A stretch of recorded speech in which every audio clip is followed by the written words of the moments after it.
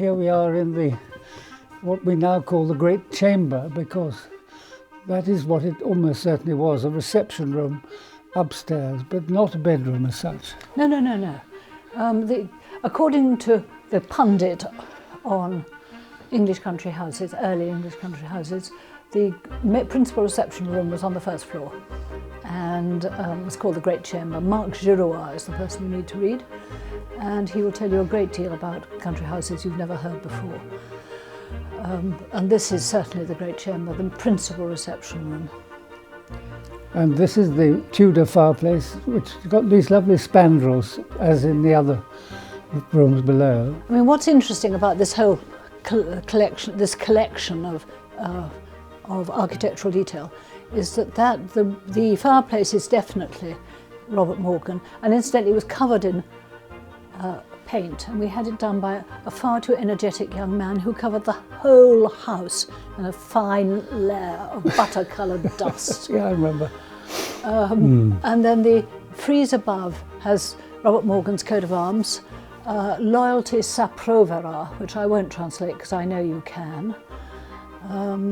And then above there is a frieze, which is again, do you remember I talked to you about these plasterers, these Flemish plasterers going round and offering their pattern book to different houses? Well, this frieze is well known and is in other houses. And this wonderful ceiling, of which there are only another couple in England, according to the most recent kind of expert, he suggests that while these friezes are 1530s when Robert Morgan built the house, the ceiling is probably about 1570s. I put in a bit later. And this is partly because it's been tucked in to the other one. Well, it looks a bit tucked in, really, yes. doesn't it? And then, of course, the Earl Bastard brothers came in and put in the panelling in the 18th century and put in sash windows there. And then the Victorians put in these big windows facing east. And this was always our bedroom. And it's one of the coldest rooms I can think of, actually, facing north and east. And these are Robert Morgan's fleur-de-lis again, yeah, aren't they? Exactly. Well, it's the same pattern, roughly, as downstairs. He was a courtier, we think, but we know very little about him. His son got into terrible trouble, had an argument with his brother-in-law. Shot him. No, killed him. Killed him after dinner. Yes, it was after a dinner party. It would have been to do with religion, wouldn't it?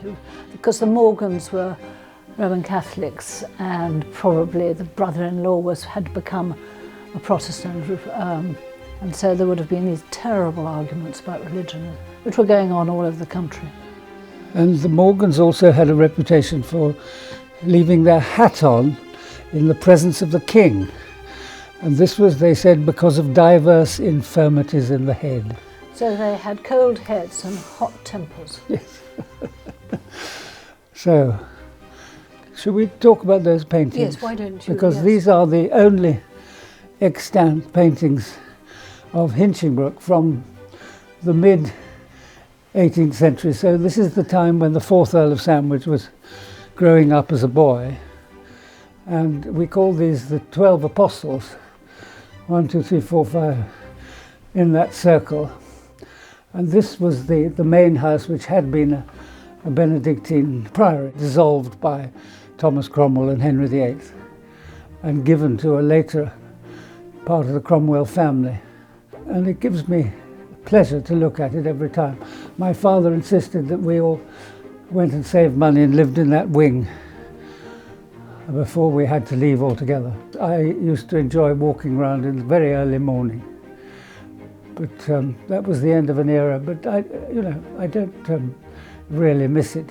We had 6 children growing up there. They've now got 1,600 children in the school, so that seems to make sense. The other ones behind there, they're so wonderful, these. Have a look at them. They're slightly primitive. They're gouache, I suppose, or watercolour. They're so wonderful. And then we want to show them the screen, don't we? Oh yes, the screen. This screen, I had a picture restorer was with me, and we were chatting, and we looked at this screen, which was in a pretty miserable state. And we both said, oh, that must be a bit of Victorian stuff that's been sort of tucked away in the family. And but it needed mending, so he took it to Bristol to get it mended and sent me a letter back saying, we were wrong.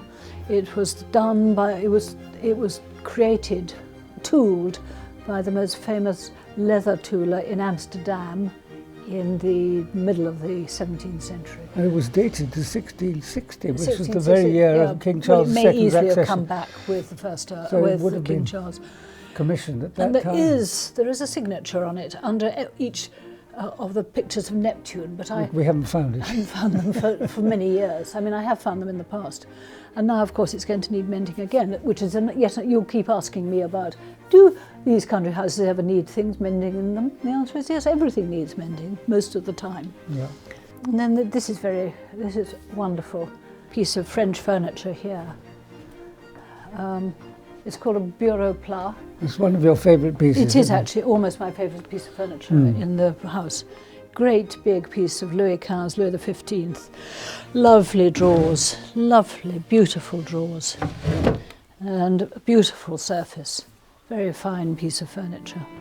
And you had all these chairs done? Oh, these chairs, yes, it was rather a giggle when we came to live here. I kept seeing these chairs and they were nursery white, an absolutely hideous nursery white.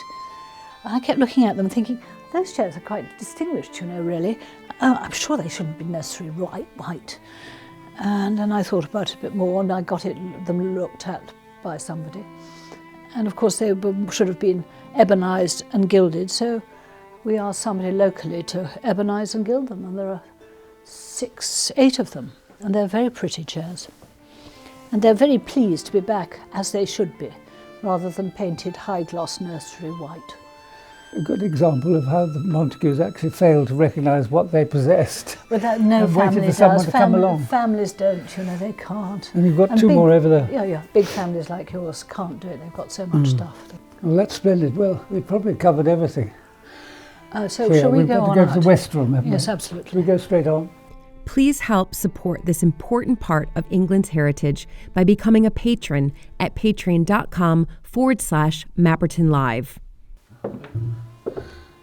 Now, we're coming into the West Room, opposite the Great Chamber, and it's got certain important features, one of which is the Elizabethan bed, which is in a bit of a state. I mean, it's been remade and lengthened at various times, and some people say that the headboard is actually a door, which has been made use of, but it also has holes in it for the ropes. So when you say sleep tight, you know you're talking about tightening up the mattress with the rope. Yeah. And that is the date roughly of the room we're in. Queen Elizabeth's time, when Robert Morgan was inviting his guests. And there again is the overmantel. Yeah, almost the same as we've seen already, but a smaller version. And it's interesting because that frieze, again, has the same man and woman as the frieze next door, and the same fruit pattern. But you remember I kept talking to you about foreshortened rooms. This is the other one, which is foreshortened. As a result, it has lost its 16th century ceiling, and has another bit of the Bastard Brothers, another ceiling from the 19th century contractors. It's like a sort of finishing touch. And they have taken the ceiling down for some reason, so that we've never seen the top of that frieze. And I still have rather a desire to pick away in there and see what happens a little higher up. So they're only about 2 inches left. But my guess is that they've actually destroyed the top of the frieze and just left it like that. And this overmantel over the fireplace was also cleaned, wasn't it? Yes, it was. They all were. And that's got the Lion of the Bretts, and I can't see what. The Lion of the Bretts in the spandrel. Right, and the Griffin as well.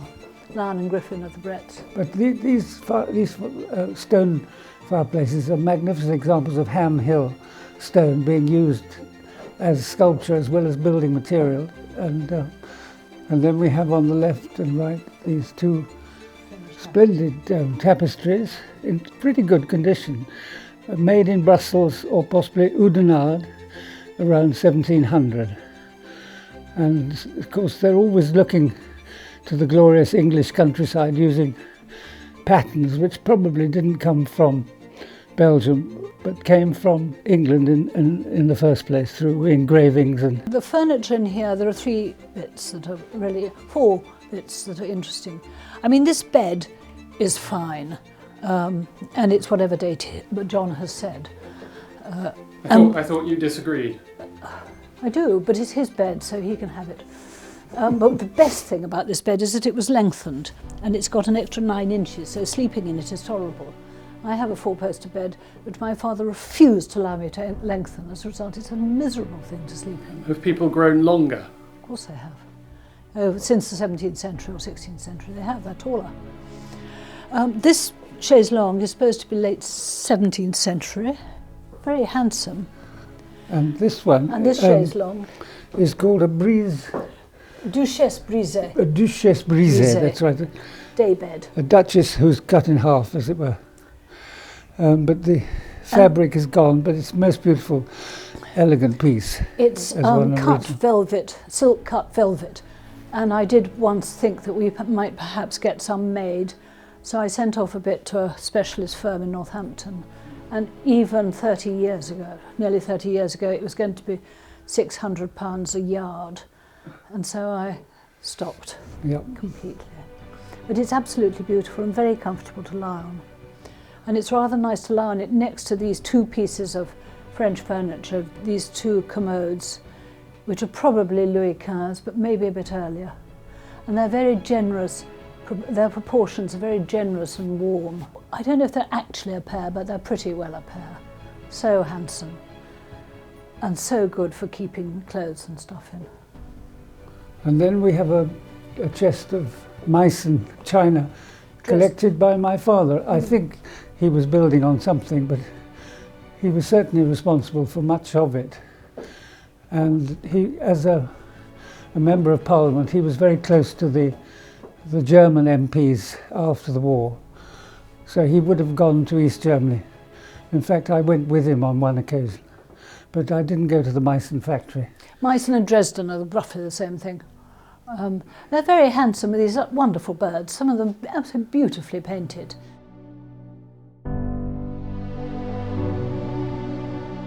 And now we've come into the dining room, and we're going to talk about what, ceiling first? Well, the architecture of this room, of course, we talked earlier today about the big hall, and this wall here would have been the screens, and here would have been the dining room with a 17th century, I'm going to use the word, I only learnt it recently, Belection moulding. And Belection means it turns out rather than in, on that fireplace there. The ceiling, in my view, is Mrs. Labouchere and ties in with the ceiling next door. This has been our greatest lettuce and lovage performance. John once came in saying, very fine ceiling, 17th century ceiling, very fine, broad drapes. And I came in behind him saying, well, actually, it's not, it's 20th century, it's Mrs. Labouchere. And shall I tell you why I know? I said knowingly, smugly. And that was because we'd had various leaks, and I'd had to drive skewers into the ceilings to make sure the water came through and the ceiling didn't come down. And the old 16th century plasterwork ceilings it's very soft plaster. And you get into it very easily. This is like concrete. And I had to drive a skewer in somewhere over in that corner there. It was hard to get it in. However... I used to say experts disagree. I know, well, that's a real cop-out, if I may say so. Experts disagree. And the panelling is probably, what, 1720s? This is William and Mary panelling, and it's in its own right, it's very artistic. It's lovely. It should be painted, though, not stained. And that is the date of the tapestry as well, about 1700. I had that tapestry mended 30, 40 years ago. But it's been facing the sunlight ever since, and it's rotted. Could be mended, but it probably costs more to mend it than to buy another piece of tapestry of that size. And it's lost one side of its border. You can see it's got a rather pretty flowery border on the top and on the right, and on the bottom. I think we must point out those Those grisaille, they're called. They're paintings on wood by Robert Woodcock, so they're probably late, much later than the period depicted. I think we mustn't forget how many naval paintings there are around us, including 3 drawings for the battle we've already seen, the Lion and the Elizabeth. They were done on the basis of sketches made by the captain during the battle. And we have another Samuel Scott painting of the Evening Gun, which is a really fine small painting on the left. There's a lot of very pretty china in there. John's father collected all these little teacups or coffee cans, I think they're called. The blue is Sèvres. There's a certain amount of English china there and a bit up there. Then there's French china and German china. And it's very high quality and rather good stuff. And another time, if you really want, I'll go through every cup and tell you where it was made, but not today. And this painting is the review of the fleet, 1867, when Queen Victoria herself was present, and my great-grandfather, Admiral Victor Montagu, was a small fry. In fact, I think it was one of the family who actually took him into the ship. HMS Victoria, the largest wooden battleship ever built and that never went to war, and was so big and cumbersome that it was finally dismantled. But it's a most elegant painting because you have sail and steam next door to each other in the middle of the Solent, and a lot of movement in the water by William Adolphus Nell. So there was this mix. What were you doing? Were you using sail or were you using steam?